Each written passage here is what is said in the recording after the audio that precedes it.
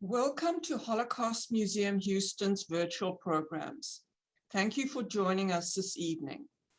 I'm Tamara Savage, Managing Director and Director of Public Programs, and it is my great pleasure to welcome Helen Epstein as our guest speaker. Sandy Lessig, who is a docent at our museum and also a second gen, will lead the interview. We will be taking questions during the discussion. To participate, please submit your questions through the Q&A box, which can be found at the bottom of your screen. We will do our best to get to as many of the questions as possible. This program is being recorded and will be available through our YouTube platform at a later date. And now it is my pleasure to introduce Helen. Helen is a veteran arts journalist and author. Both of Helen's parents were Holocaust survivors, and in 1979, she published Children of the Holocaust, one of the first books to examine the intergenerational transmission of trauma from Holocaust survivors to their children. This was the first in a trilogy, which was followed by Where She Came From, A Daughter's Search for Her Mother's History, and The Long Half-Lives of Love and Trauma. Born in Prague in 1947, Helen grew up in New York City, and while in undergrad at Hebrew University, was caught in the 1968 Soviet invasion of Czechoslovakia. The Jerusalem Post printed her first-person account and launched her journalism career. Her reviews and articles have appeared in the Sunday New York Times, Washington Post, Boston Globe, New York, Esquire, and thenewyorker.com. I'm going to hand over to Sandy now, who will start the conversation with Helen. Good evening, friends. I'm going to give you one quote first from The Children of the Holocaust, which was Helen's groundbreaking book. I set out to find a group of people who, like me, were possessed by a history they had never lived. I'll only say that to reiterate that you grew up in a family of survivors, parents with survivors, and your school community, of course, this was before anything was taught really in the schools about the Holocaust. You had kind of a different, separate life with your parents relating to that as opposed to what you did in school. So it was a best book, by the way. For those of you who have not read it, I encourage you to read it. It was acclaimed as the best book of 1979 by the New York Times, and widely acclaimed by the Washington Post and other renowned reviews.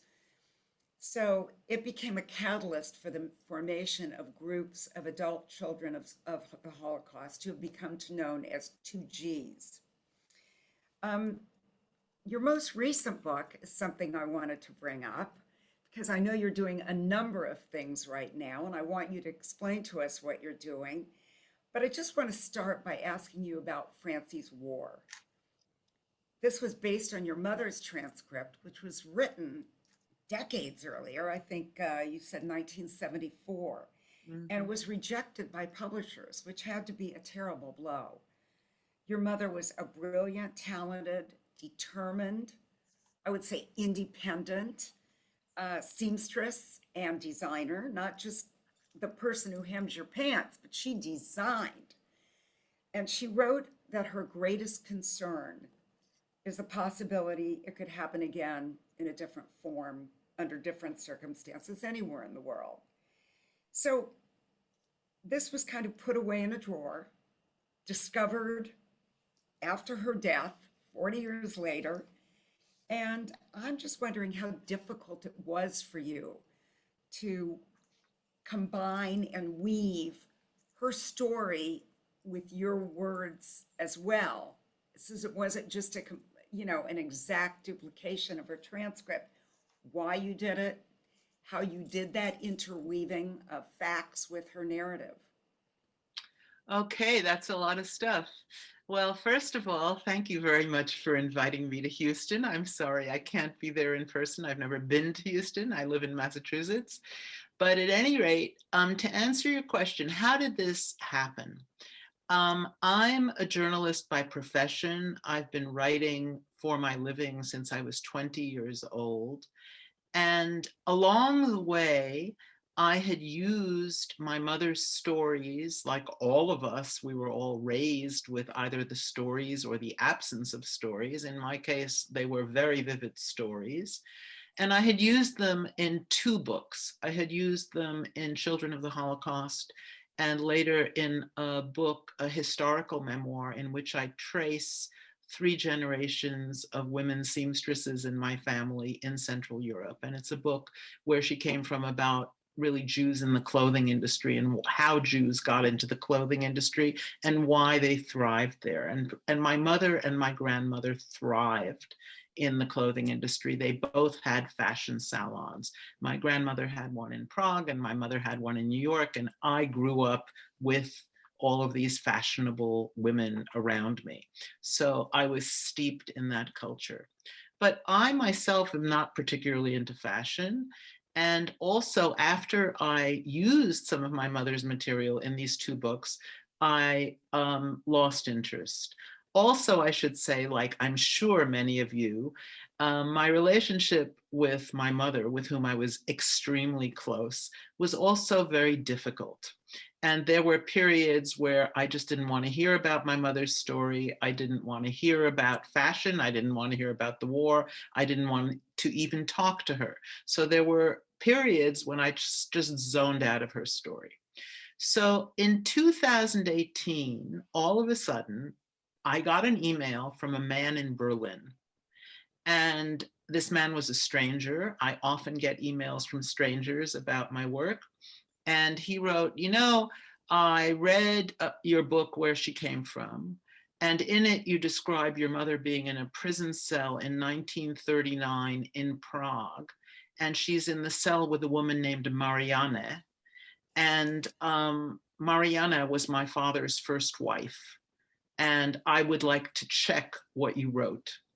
So, being a very responsible and responsive author, I went into my files and dug up my mother's memoir, found the place where she talked about being imprisoned with Mariana in 1939, scanned it, sent it back to him, and he said, thank you.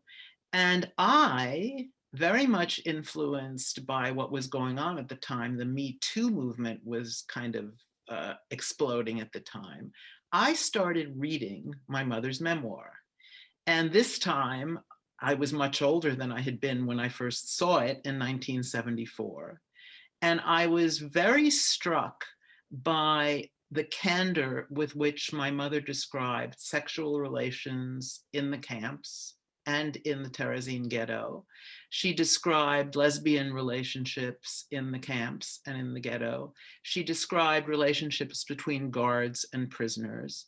And in general, I just thought it was a good read. So I talked about this manuscript. I read the whole thing. It wasn't very long. It was written in English. It was typed. My mother typed all of her correspondence.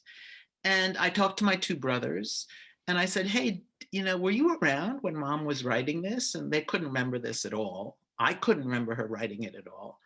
And so after talking to friends about it, I sent it to some scholars, because at this point, as you also probably know, in most universities, there are Holocaust studies, there are women's studies, there are European studies, and there are memoir studies. And I thought this book would fit into all of them because there's so few primary sources about what actually happened to women in the camps. You know, if you read Primo Levi or Elie Wiesel or any number of other people, there isn't much about women.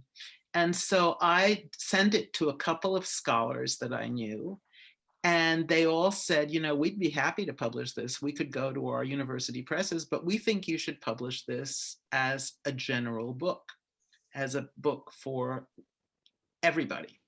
So I looked at it again, and I was in between projects of my own. And I thought, okay, what I'm going to do is I'm going to go through this manuscript. I'm just going to lightly edit it, just fix, you know, like all of our parents, my mother had certain lapses in English. So I'll fix the obvious lapses in English. And what I really want to do is fact check it, because as a journalism, anything that I write gets fact checked. So I thought, I'm going to act as a copy editor here, and I'll fact check everything. And when I'm all done, I'll write in afterwards and explain to the reader exactly what I did. So that's what I did.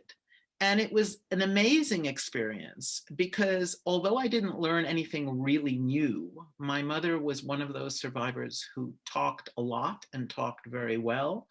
I was able to get a different picture of the whole situation simply by reading it as a person who was now older than my mother was when she died. My mother unfortunately died of a brain aneurysm when she was 69 years old. And I was then 70 when I was reading this. And so it was a very different experience to be reading this. So basically what I did was I checked everything out. My mother used pseudonyms, as you might imagine she would have, because in 1974, she was writing about sex and about same-sex sex, and she was writing about all kinds of transgressive things, and that may have been one of the reasons that it wasn't published then. But whatever, she used pseudonyms, so I checked out who everybody was.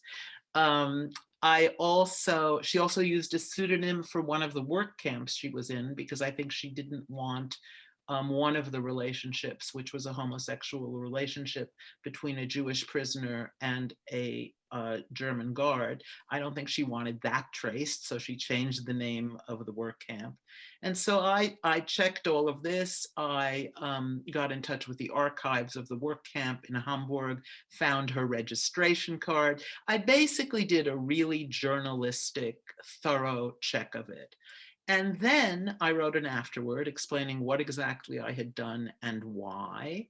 And then I sent it to a literary agent. The first publisher that bought it was a Slovak publisher. They had an auction for it. The second publisher was a Czech publisher in Prague. And the third publisher was Penguin in New York, and then Penguin in London. And it's now going to be in 10 different countries. So this was kind of an amazing experience for me. And talking about it has been an amazing experience for me. I'm curious what you found most provocative, or what you wanted to ask about. Well, I thought it was interesting the way you wove historical facts into her narrative. I also was very struck by her candor, Mhm. because a lot of that, especially in the 70s, the sexual part was not spoken of. It was not. Right, right, A lot of that was not spoken of, and certainly not the idea that there were relationships between guards and prisoners. right, right, So I thought that was all pretty dramatic for when she wrote it, right. and I wouldn't be surprised if that's why it was rejected. Right, right. Because you have to remember that in the early 1970s, there were not a lot of women editors. There were not a lot of women publishers. There were not a lot of women anywhere in the professions. I mean, if you look back, I was teaching in 1974. That was when I started being a journalism professor. And I was the token woman in my department. And I was the first woman to get tenure in the journalism department. So it was a very different time that's hard to imagine right now. But I just wanted to say one thing. I did not interweave anything into her narrative. I left her narrative exactly the way it was, with light editing. What I did do was that in my afterword, I put in the historical context and I explained certain things, but I didn't touch the essence of what she wrote, and I didn't add anything to what she wrote. Well, for a woman who was a designer and dressmaker, she was quite eloquent. Yes, I think so. I think one of the things I learned from reading the book was that I got my writing genes from my mother. What was interesting about her was that she had absolutely no aspirations to be a writer or to be an author. She loved literature. She idolized Nabokov. She idolized lots and lots of writers and journalists, and she was lucky to know some journalists because among her clientele in New York City, there were a couple of really well-known journalists, but she herself had no aspirations to that. I think she would have been very pleased to know that a major publisher had finally published her book, though. Laura, do you have a question that's come up from anyone? No, not yet. Oh, okay. I thought I saw one. No. It was, Okay, can you tell us a little bit more about what you've been doing? Because both the things that you're doing, I think, would be interesting to our audience. Right. So I've been doing research into Holocaust, research and writing about Holocaust material now for nearly 50 years. And you'd think I would have used it up, but there's always something new. And of course, one of the very interesting aspects of writing and reading about the Holocaust is how it has expanded its reach and how other communities besides the Jewish community are interested in it. I am very connected to the Czech community. My parents were very proud Czech Jews. They maintained connections to their friends in Czechoslovakia after they emigrated to the United States. And when I was a student, one of the first places I wanted to travel to was Prague, where I was born. And so I did back in 1968.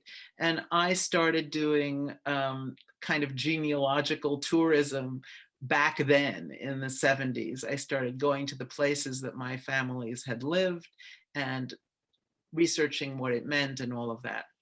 And so I had in 1991, I had done an article for the New York Times after the Velvet Revolution, which, as you remember, was in 1989.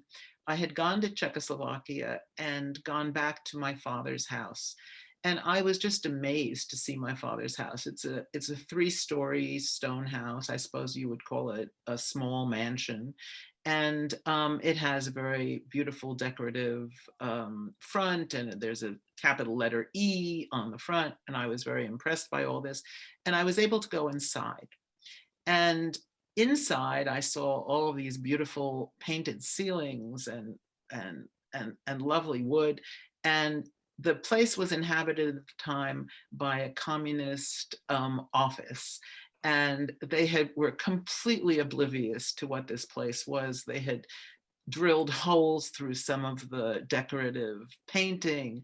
And I just thought it was terrible. But there was one old man who lived on the street who had been a friend of my father's, and he had spent time in the house as a young child. And so he took me around and he showed me where the dining room was, where my father's bedroom was, and all of that. So that was great.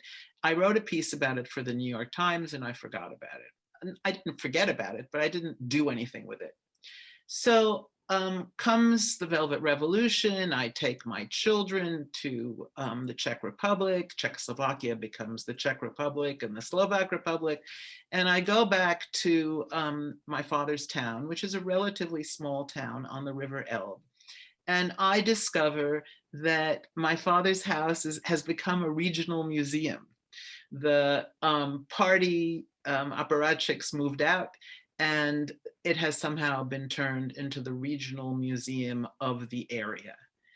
And I think about this for a while, and somehow, I don't know in this case what was the trigger, but I decided to write the director of this museum an email and say, do you know that your museum is located in the house in which my father was born and that my grandfather had built?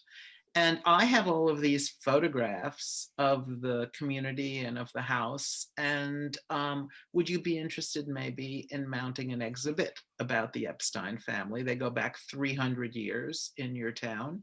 And also my father was a national swimming champion, and he happened to have founded the swim club of this town, which is called Rodnice. And much to my amazement, the director of the museum wrote back and said, that sounds like a great idea. And over the last 2 years, we've put together an exhibit which features as its major artifact my father's tallis. This is a tallis that he wore for his bar mitzvah in the synagogue in that town in 1917, and which was saved by his sports friends because he had a lot of teammates who were not Jewish and who lived out the war in Czechoslovakia. And so to cut to the chase, the exhibit opened last week. And it is co-sponsored by the Regional Museum, by the town of Rodnice, and by the Terezín Memorial. Terezín is 15 minutes away from the town in which my father was born. It also happened to be my father's military garrison. So before he was there as a prisoner, my father was in Terezín as a quartermaster in the Czechoslovak army. What irony. Yes, incredible irony. And he writes about it. He wrote a very short memoir, and it's mostly sports. But I had that, and I knew his story too. And so we put together this exhibit, and it's open now, and it's running until the end of this year. At the end of this year, it's moving to one of the temporary exhibit halls at the Terezín Memorial. So I'm very thrilled with that. And I'm also there are no Jews whatsoever in this town. And this is, like many regional museums in the United States, this is a place where local school children go, and also where local tourists go. When people from Prague want to go to the countryside, they often go to Rodnice because it's on the river, it's picturesque. And I think that's one of the things that I've always been interested in, finding new audiences for this history. And I think it's incredibly important. You know, during the feminist period, there was a slogan, write women back into history. Well, in a way, I feel that I'm writing Jews back into history in a place where there are no longer any Jews living. How are you keeping And hang yourself on, from hopping on a plane? Oh, okay. I do Sorry. have some questions for you, Thank you. Thank you, Helen. Tamara. So one is, did your mother learn English in Prague before the war? Yes, she did. My mother came from a very privileged family. Her father was an electrical engineer, and her mother, as I said, had established this fashion salon in Prague. So they were upper middle class people. They had this one child, my mother, and she was spoiled rotten. I have a portrait that was painted of her when she was 4 years old with a little dog that was her pet. That portrait is going to the Museum of Jewish Heritage in New York soon. And in addition to being pampered, she was sent to Prague's best schools, much as we all send our kids to what we think are the best schools. So her parents thought she should go to the French Lycée in Prague. And she went to the French Lycée, so she learned French, Czech. Her home was bilingual. So by the age of 6 or 7, she already spoke 3 languages. And then she loved American movies, so she learned English on the side. So her English, all of her languages were excellent. My father, lahavdil, you know, to make a big difference, he spoke nothing but Czech. He was a jock, he was an athlete, he didn't need anything but Czech, and he didn't speak anything but Czech. So my mother speaking English enabled her to make the transition from Prague to New York, and may I say from Prague to concentration camp, relatively easily. You know, Primo Levi writes about being Italian and being totally locked out of the communication system in the camps because he spoke no German, he spoke no Yiddish, he spoke no Polish. My mother went into the concentration camp speaking Czech, German, French, and English, and it was a survival tool then, and it also became a survival tool in New York City, where my father was unemployed for 10 years and made no money at all, and my mother supported the family. Thank you. And now I have another question that says, how has your book changed your relationship with your mother retroactively, of course, which you described as close but fraught?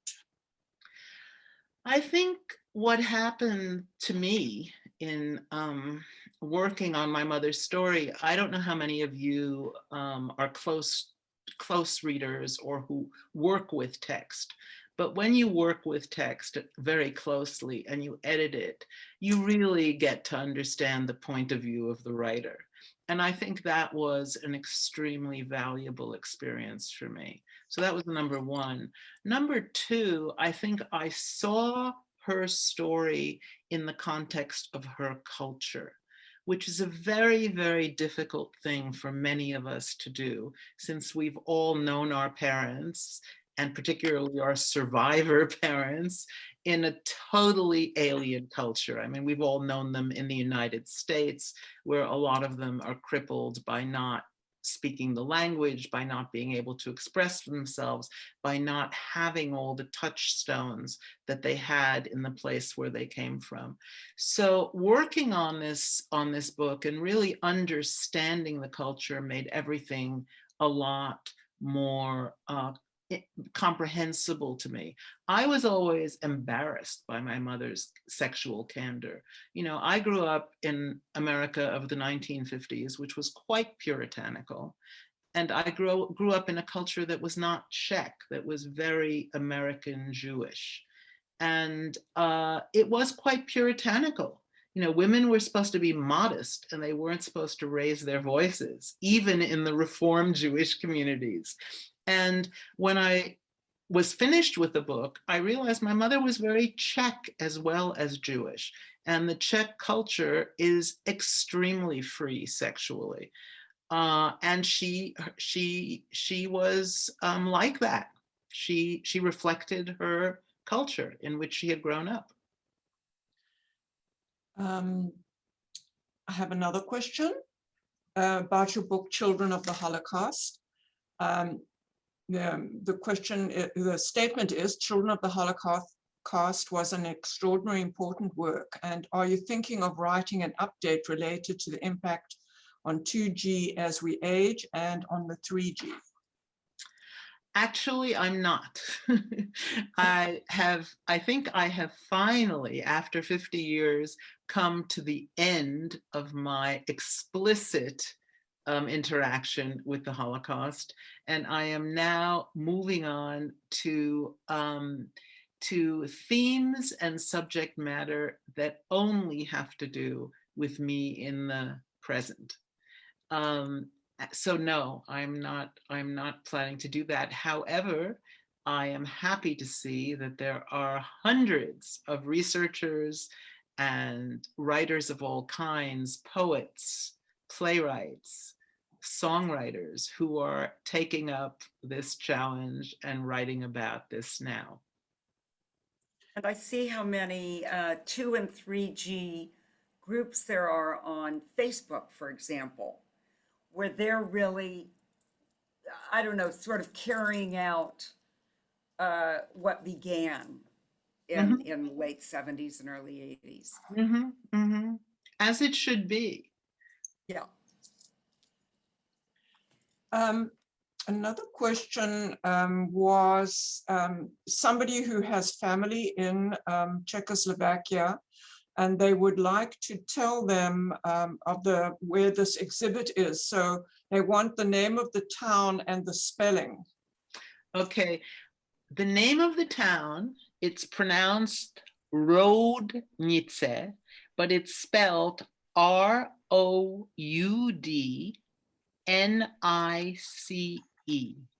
It's about 50 kilometers northwest of Prague. You can take the train there. And the name of the museum, it's kind of fascinating where this place is located. The Czech nation in mythology was founded by Father Czech, who appeared on this mound in an otherwise flat area, which is called the RIP, the Ržíp. And this museum, the regional museum, is called the Undermountain Museum. So it's called the Podripsky Museum, Podripsky. And they have a website. You can look it up online. And they also have a Facebook page. Did your parents speak Czech at home, and did they teach you Czech? Yes, as I said, my father spoke absolutely no English when he came here. He was 44 years old. He had never studied any language except German, and he hated German. This was long before the war, because Czechs generally were not very fond of Germans. And so he was at a total loss when he came here. And the reason I speak Czech and was able to do research in Czechoslovakia was until I was about 7 years old. That's the only language he spoke to me in. I also had a Czech nanny. And so I was spoken to in Czech most of the time. The family language only switched to English when one of my younger brothers was born, and he refused to speak Czech. So when he was about 5, everybody started speaking English. And by that time, my father knew enough. He had gone to night school, like many of our parents had, and he was walking around the house, you know, reciting proverbs like early to bed, early to rise, makes a man healthy, wealthy, and wise. And he was reading Reader's Digest condensed books like many of our parents did to learn English. And so by the age of 10, I was speaking English. But until then, at home, we were speaking Czech. That's really funny because my grandfather was close to 50 when he came to the United States, and it was a very similar thing. And I didn't realize other survivors also Reader's Digest books were so important. Right. It's very funny because I went to this public school for intellectually gifted girls, and of course everybody looked down on the Reader's Digest, but in our household that's what we had in the bathroom, Reader's Digest books. And I read a lot of contemporary novels in the Reader's Digest condensed books. By the way, it has also my father's plight of being unemployed, of being really at a loss when he had a great education and he recited poetry in Czech. It has made me extremely sympathetic to other immigrant groups. And I always have to remind myself when I get impatient with, say, an Asian immigrant, of which we have many in Massachusetts, and they're of a certain age, I have to remind myself they probably know at least one other language perfectly, maybe 2 or 3. So just take your time and try and understand what they're saying. So this goes back to your children of the Holocaust. This question says, how did your parents' experience translate to inherited trauma for you? I think I had very unusual parents in that respect. My mother was the daughter of somebody who had undergone psychoanalysis outside of Vienna in 1908. And I write about this and where she came from. My grandmother had an extremely unusual story. She was married off in a shidduch to a man who had syphilis. This was in 1904. And because he had syphilis, they never had sexual relations. But this drove her I'm hearing all this from my mother, right? My mother told me this whole story. So my grandmother got more and more anxious. The way I related to this was very much as one would feel about AIDS before there was a cure for AIDS. There was no cure for syphilis in 1904. So by this time, she was working for a fashion emporium in Prague, and she had a very enlightened boss. And one day she fainted at work out of anxiety. She had a panic attack. And her boss asked her what was going on. She told him the whole story. And he sent her off to be psychoanalyzed outside of Vienna. All right, that happened in 1904. Cut to the Holocaust and 1948. My parents emigrate to the United States. They're both Holocaust survivors. My mother is suicidal. She is depressed, and she is the breadwinner of the family. And so luckily, somebody paid for her to go into psychoanalysis. And she was an early psychoanalyzand who was a survivor, and she was acutely aware of the trauma that she had undergone. So this became part of what she explained to me. She didn't talk about the trauma of the Holocaust. She talked about the trauma of being separated from her parents forcibly. She talked about her parents being shipped off to the East to be murdered. And she talked about the fact that she didn't accompany them and how she had felt guilty about this for her entire life. She talked about adopting a 12-year-old girl in Terezin and going with her on a transport to Auschwitz. And then in 1944, she writes about this in Franci's War. Franci, was selected to go work in a work camp. And the 12-year-old girl, who by this time was 14, was murdered in Auschwitz. So this was the kind of thing that she identified as trauma. She didn't have this idea of massive psychic trauma, but she recognized that she had been traumatized, and she recognized that she needed psychotherapy. And that was very lucky for me, because there are But many. did that translate to you in terms of, so you didn't grow up with some of that distrust of others and fear about what could happen? I think everybody who hears Holocaust stories of any kind has a reaction to them. I mean, I certainly was afraid of Nazis. I had never seen a Nazi, a live one. I mean, I saw them in the movies.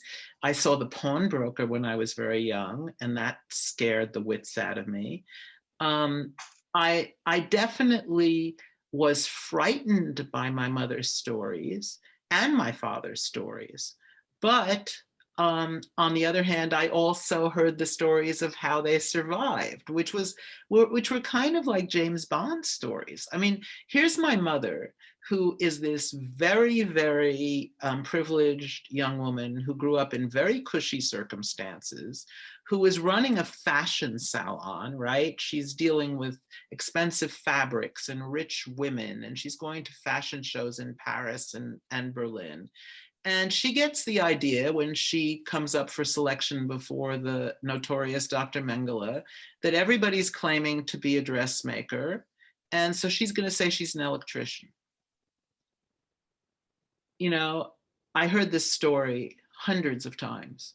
She stopped the whole line. Everybody was naked. Dr. Mengele was there with his boots and his uniform, and he cross-examined her and he said, "Are you really an electrician?" And she just blatantly lied, and she said she was an electrician. And when she got to the work camp in Hamburg, she worked as an electrician, and she made it up as she went along. So on the one hand, you know, I had this scary specter of Dr. Mengele, who's been, you know, written about, filmed about, you know, the whip, the boots, all of this stuff. And on the other hand, I have my mother, who managed to think and to come up with a solution to a dilemma, And this was repeated over and over again. So I would say yes. I mean, I think all of us, especially those of us who heard these stories as young children, as I did, when we were 5, 6, 7, 8, 9, 10, or as I did to see our parents' tattoos. I mean, I found that horrific. There was no way I couldn't see my mother's Auschwitz tattoo. She didn't cover it up. But on the other hand, you had a balance. You had these other stories. In my father's case, my father almost was killed in the gas chambers. At the very last minute, he changed the line he was standing in, and he survived with 2 of his friends. And the story of the 3 of them was, they were the 3 musketeers, and they got through everything together. They were in a work camp, and they shared their food, and they shared their stories, and that's how they got through it. So, on the one hand, yes, there is a lot of trauma. On the other hand, there's also a lot of stories of strength. And I think by the time you're a grown-up, if these things are still troubling you, you yourself go into psychotherapy and you work them through, or you join a group and you work them through, or you do a lot of reading and you work them through. I mean, for many people, the most significant book that they've read is Art Spiegelman's Mouse. Art Spiegelman's Mouse kind of offended me when it came up. I didn't like the idea of Jews being represented as mice, but there are other people for whom that book worked wonders. It really spoke to them. So there's not one way of dealing with all this. There are many ways, but luckily, certainly in the United States, we have a huge variety of ways of integrating and confronting our history. Look behind you, look at the museum you're in. That's one of them. I don't think I have any more questions here, but one of the things that came up when we were chatting a week or so ago was the question of donating items that belong to your family and how you deal with that. You touched on that. Do you want to? Sure. Thoughts on that? I guess when I started working on my father's exhibit in the Czech Republic, I realized I had all of these photographs. There are many children of Holocaust survivors who have no photographs, or who have 1 or 2 photographs. Because my mother's customers in Prague saved her photo albums, and because my father's teammates saved his photo albums, I have an embarrassment of photographs. I have tons of family photographs, and I also have photographs of my father's sports career, which involves dozens and dozens of men in swimsuits lined up to, plunge into a swimming pool or play water polo, which was his sport. So in preparing this exhibit, I went through all of these photographs, and I said to my brothers, I have 2 brothers, both of whom are sports people. I said, would you like these photographs? And they said, no, we don't speak Czech. We don't know who these people are. You really should keep them. And I said, all right. And I had to write captions for the exhibit. So I started writing captions on all of the photographs, which is something I recommend to any of you who have photographs and who know who the people are in them, because your descendants will not know. So that was the first thing I did. And then my brother, who until that time, we're talking about last year, until last year, he had in his possession the portrait of my mother that was painted when she was a little privileged girl.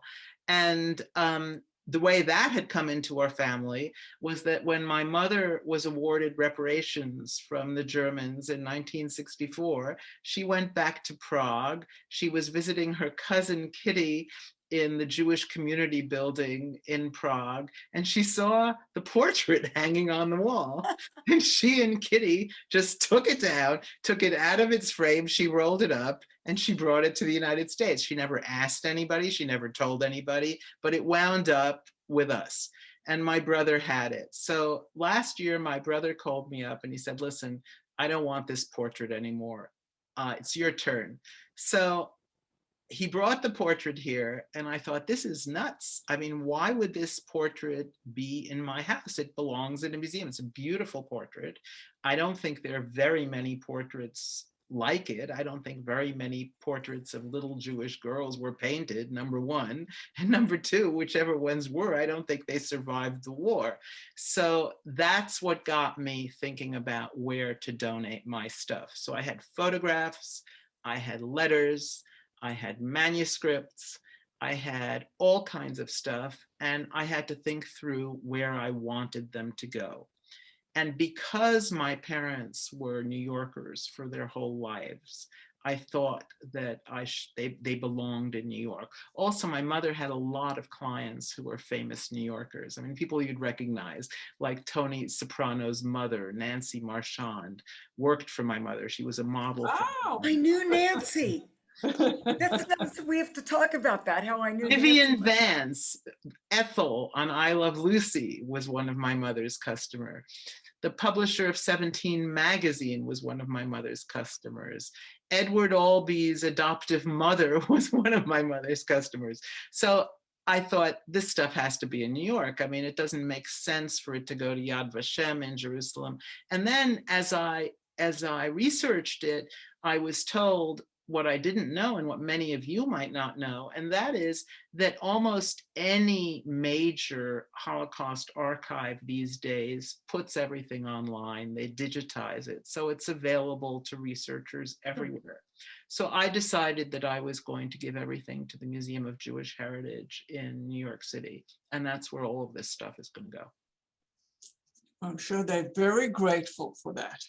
Was it emotionally painful for you to let go of some of those things?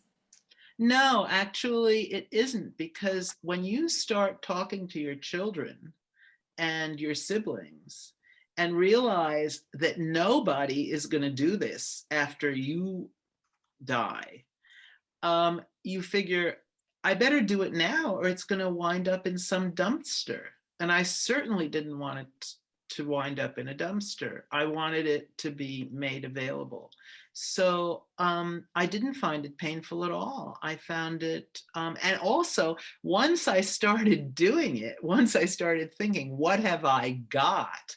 I realized I had much more than I thought. For example, I had a watch that belonged to my grandmother in the 1920s, which I never wore and which I never took out of its box in a drawer, just like I had never taken out the manuscript of my mother's book that was in a drawer.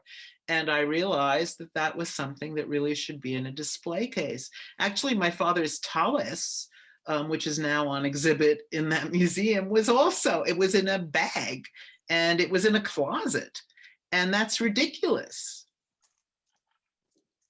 So yes, I encourage all of you who have stuff from your parents to think about, at least to think about what's going to happen to it if something happens to you. If you get hit by a truck tomorrow, does anyone know what this stuff is or what it means? So I would urge you to think about it. And also, it occurs to me that these things will disintegrate in 100 years. Whereas when you give it to the right institution that has an archivist, they will be they'll be looked after in the right kind of way. Exactly. I have another question. Given that your mother was the primary breadwinner and your father was unemployed for 10 years, how did this affect their relationship with each other and with you and your brothers? Very, very difficult, as you can imagine. It was a very unusual marriage, but I think many survivor marriages were unusual marriages. And I think many survivors wouldn't have married each other had it not been for the war. In our case, my father was a small town Jew. He was a jock who spoke nothing but Czech, as I said.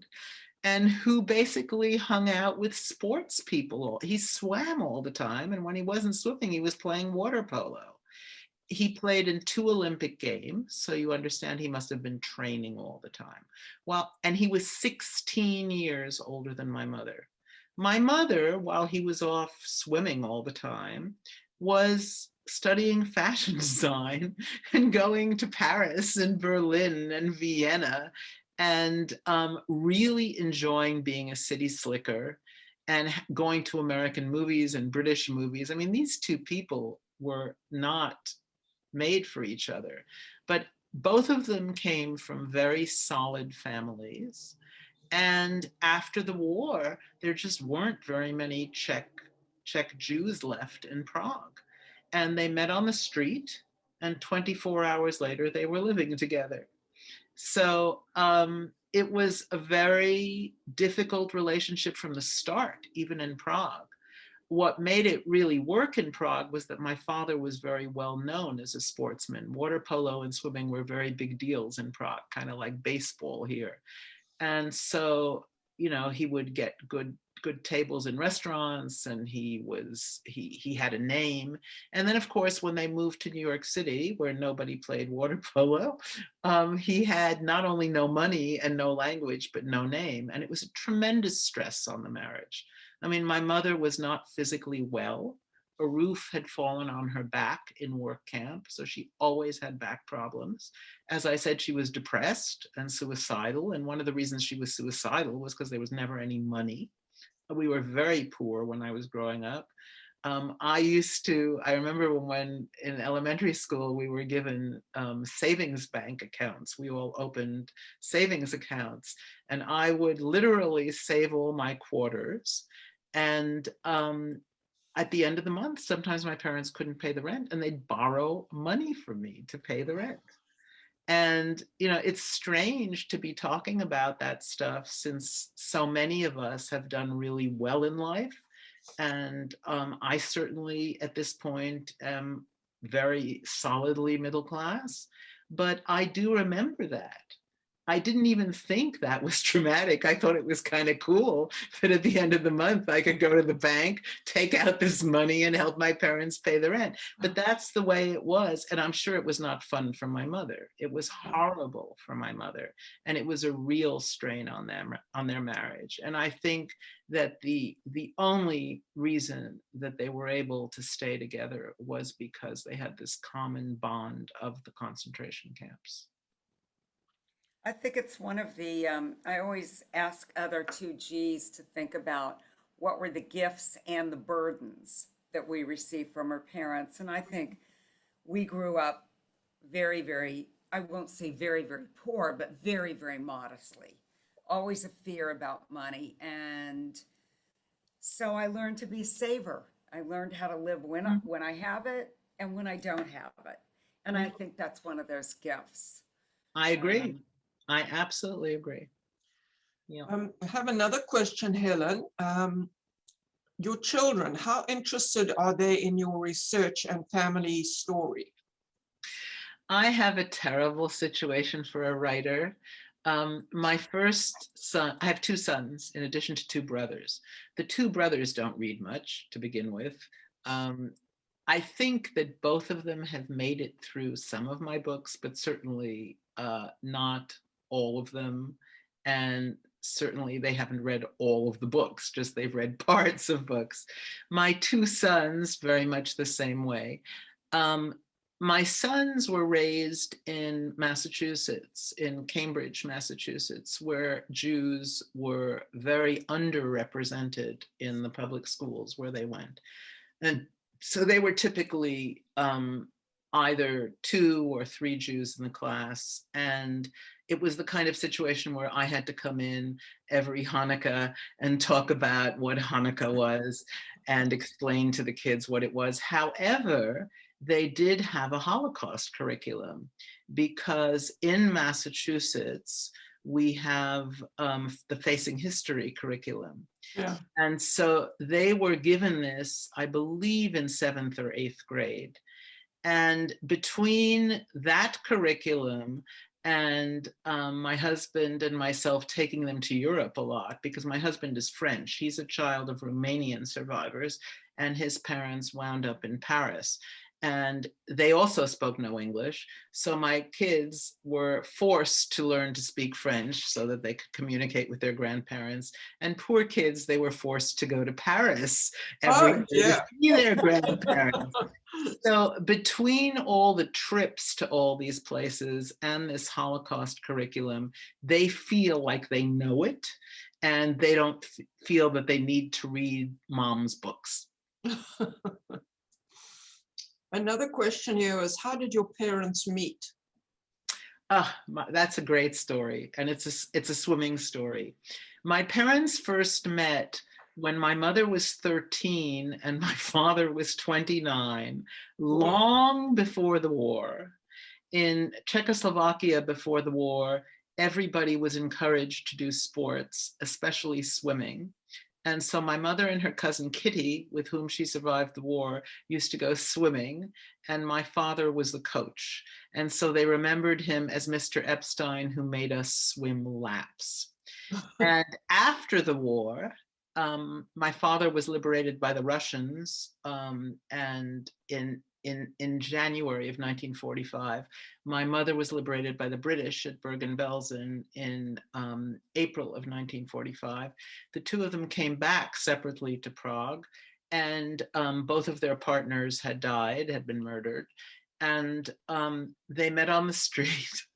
And according to the family story, they recognized each other. And my father's pickup line was, "I haven't seen you around at the pool."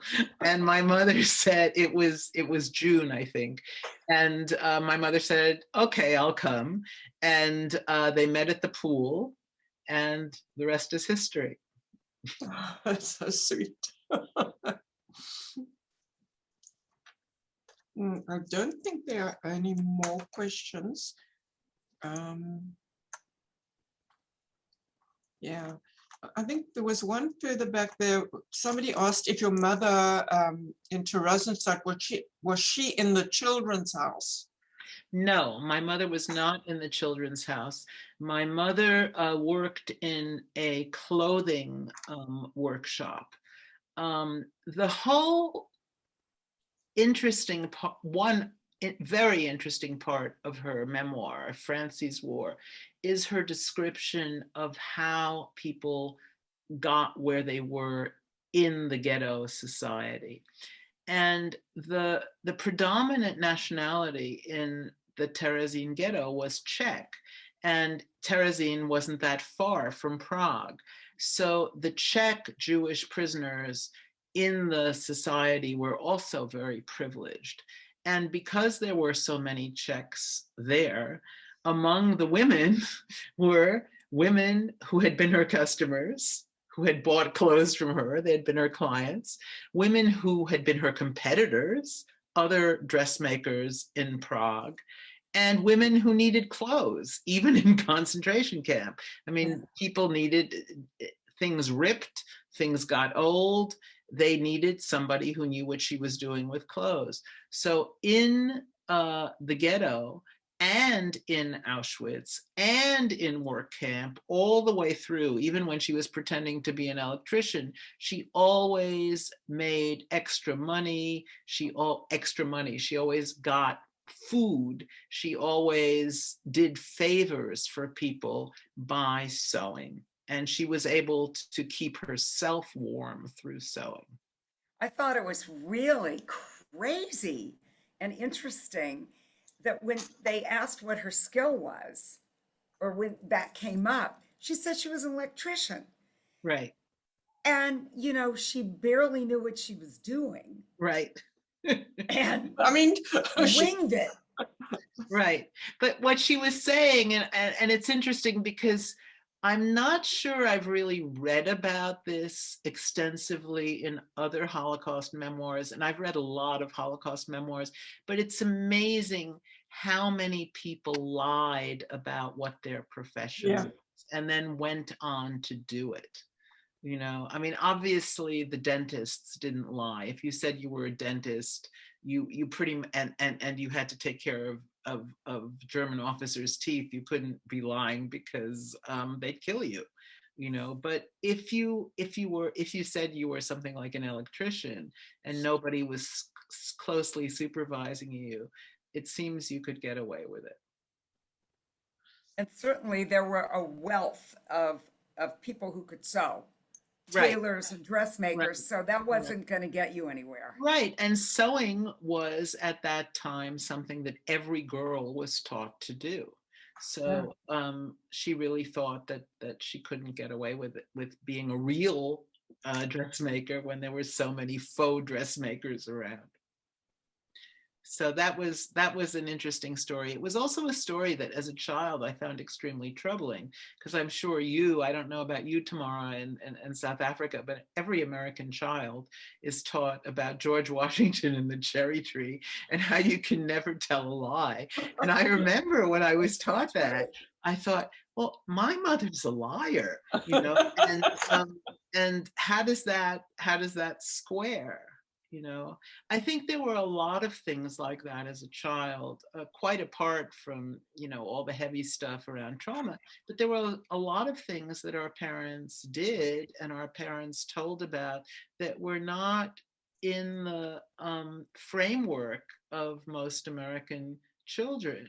You know, I mean, if when they were hungry, they stole food, and that just was not okay in 1950s American But school. at least you were in New York, Right. where there were other Jews and people ate rye bread. For those of us who grew up in the Midwest, not talking about Chicago, Right. you know, nobody listened to opera or Right. Right. had rye bread. Right. Right. Right. Yeah. People often ask me why I think I was the person who started writing about this so early. And I think one reason was that I was trained as a journalist very, very early. You know, to be stuck in the Soviet invasion of Czechoslovakia at the age of 20 was a very dramatic way of becoming a journalist. And it happened to me, and it didn't happen to very many other people who became journalists. But I think what really helped was to be in a community that valued Jews. You know, New York City at the time I was growing up in the 1950s was a very Jewish city. Leonard Bernstein was the conductor of the New York Philharmonic. Many of our teachers and school principals were Jewish. Many writers who lived in the city were Jewish. Many actors and actresses were Jewish. So I did not feel really in that sense like an outsider. I felt like I had a voice and that I was encouraged to speak. And that was extremely helpful in all my writing and has really carried me through the last 50 years. Really enjoyed talking to you. If you can believe it, it's 7:02 and here in Houston, and it's really been a fabulous discussion with you. I'd like to ask one favor before we stop. Yes, I went to Hunter High School, from Rochelle to all panelists. Yes, I went to Hunter High School, which was the only public school for gifted girls at the time in the United States. And so did she. Good. So I wanted to ask you a favor. If you read Franci's War, could you please leave a review wherever you read it, on Goodreads or on Amazon? I can do that. I've read it. I can do that. That would be great, because I am writing a new book now, not about the Holocaust, and it will be very helpful the more reviews of my last work I have. So thank you very much if you do that. Of course. Thank you. Thank you, Helen, for a most interesting discussion and for taking the time to speak to us. It's so important for that the second generation continue to tell their parents' stories for future generations. Sandy, do you want to say anything? No, I at some point we have to compare our grandmother's watches and other items. Anyway. Well, I think you'll be able to see it at the Museum of Jewish Heritage very soon. Well, thank you very much. I want to be considerate of everyone's time, so I'll close this program out now. Thank you, everyone, for joining us on this webcast this evening. Good night. Good night. Thank you. Good night.